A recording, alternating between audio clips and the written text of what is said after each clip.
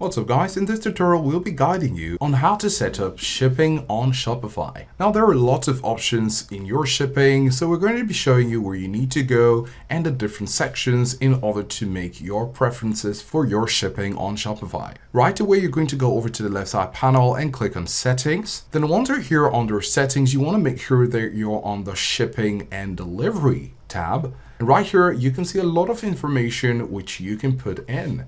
Now, because different businesses have their different roles and preferences, you would be required to set your own in order to support your business shipping goals. For example, in the first section, you could manage where you ship and how much you charge. So you can click on this in order to gain access to other settings within the menu.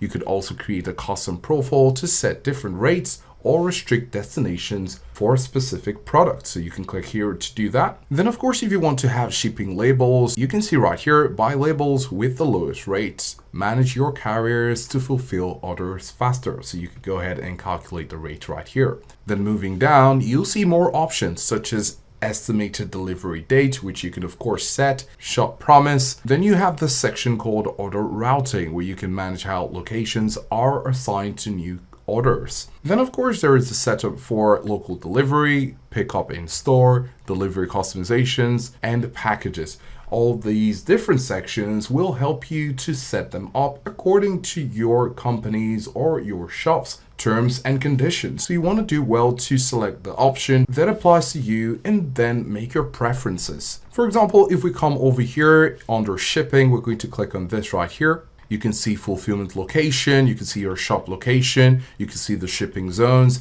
where you can add shipping zones, add locations, and also add the amount per shipping zone. You could simply come over here and click on add rate. Then if you're talking about international, maybe you're selling things abroad, you can come over here and add your rates. You could also come over here to adjust the rates that are written right here. So these are the steps to follow if you'd like to set up your shipping on Shopify.